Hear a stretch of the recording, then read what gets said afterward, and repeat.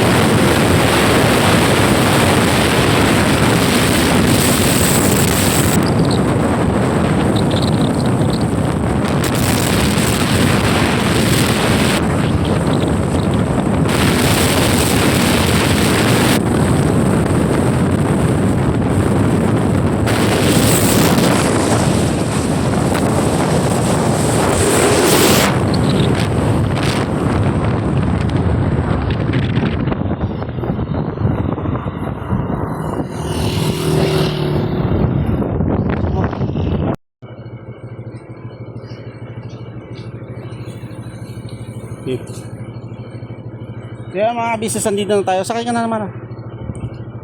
At ito po yung farm na pinupuntahan namin dati. Yan, may mga alaga silang, marami silang alagang dito. Yung tawag dito, farm animal. Kaya po yung mga gansa nila. Pakita mo yung gansa, so. Ayan po. Yan. Yan, tapos may mga na din dito. Ayan, daming gansa. Malaki na din ang mangga. Matagal-tagal na din po hindi na kami nakapunta dito, mga Ilang taon na rin. 2 years. Ay, palisdaan. Tuyo na. Oo, tuyo na yung palisdaan. Ay, may mga doggy. Private property. Exclusive lang to kaya Insan Mads. Ayan.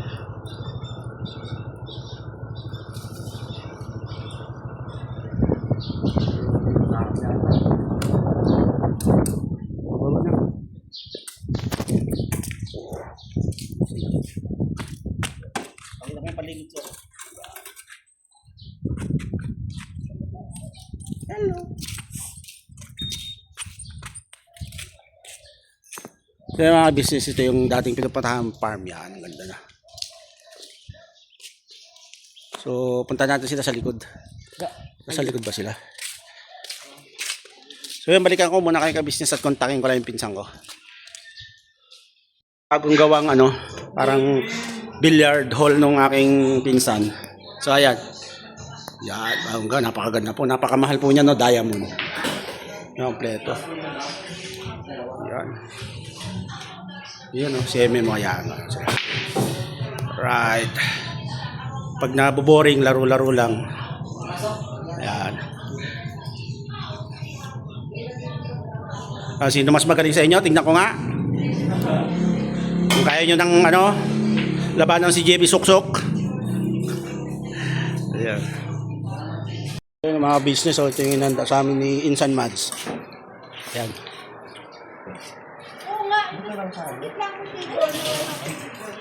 So may pork chop, isda niya, talong, hotdog, carbonara, seafoods, inasal, lumpia. Ito, anak ko, wag yan. Tabi tayo dyan. So, tara po, kain po tayo mga business namin minamahal.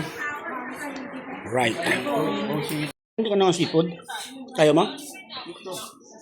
Yan, dalawa. Kain tayo mga business, oh. Yan yung mga business natin. So, yan. So yung mga business, kakarugtong lang to ng vlog namin. Ito nga po, hihatid na namin si MM. Last day na magkakasama kami. Babalik na kami ng Pampanga, hatid na namin si Bunso. So yun, papasyal-pasyalan na lang namin ulit si MM kasi may motor naman na. At mag-enrollment na din, kailangan na talagang magpasok nila sa school. Si MM dito mag-aaral, kaya so yun mga business, samahan nyo kami para ihatid natin si MM. Yes, nahatid natin si MM. Medyo na ano to, yung sa ganitong sitwasyon. Pero masaya naman, di ba sa? Nagkabanding-banding tayo. Mabilis lang naman ang araw. Tapos pag bakasyon, magkikita ulit. Tapos pasyal-pasyal lang ka namin ni Kuya. Makabait ka sa nag-enjoy ka ba sa bakasyon mo?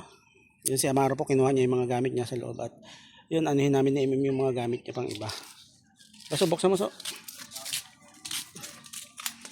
Ano yun?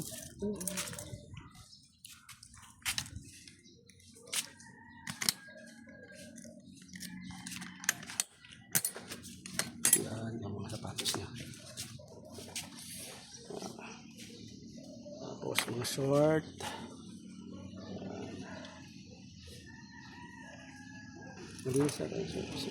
So balikan ko kayo mga business at ano silang yung mga gamit niya.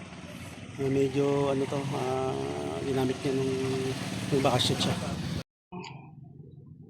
Yung sobra pakabait lagi kung ano yung pagiging masipag doon kaya dito na yung ganun din dito tulong ka sa mga gawain bahay dito love you kiss.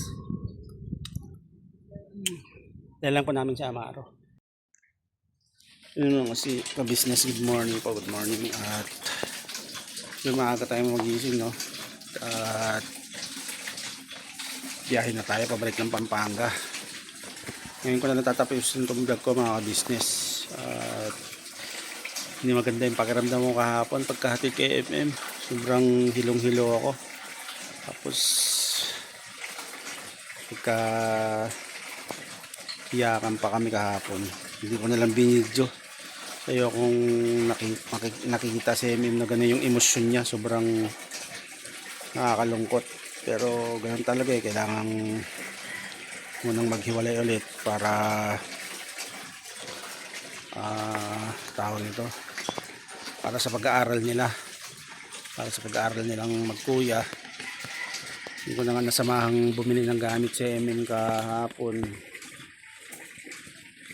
kasi may nagpaabot ng pagmamahal sa kanila para sa panggamit nila. Hindi ko na nasamahan, inabutan ko na lang siya ng pera pambili ng gamit. Tapos inausap ko na lang yung ate na samahan si MM. Pero sobrang hilong-hilaw mga business kasi hindi ko alam kung ano bang nangyari sa akin kahapon. Hanggang ngayon medyo pa kaya hindi ko matapos yung vlog ko. At talagang hilong-hilaw ako. Yung si Amaro tulog pa, nasa tent siya mga ka-business. Mamaya tutupiin ko na din. Ayan siya, nasa loob. Sa loob siya. Yun nga, hindi ko matapos yung vlog ko kahapon at hindi ko alam, parang natutuliro ako sa hilo hanggang ngayon. Pero pilitin ko makabiyahe kami kahit mabagal lang. And then naano talaga ako na hindi ko lang pinapakita yung lungkot ko, nasasaktan ako. Nakita si Emi na talagang ayaw niyang humiwalay. Sabi niya nalulungkot daw siya kasi nasanay na siya na magkakasama kami. Tapos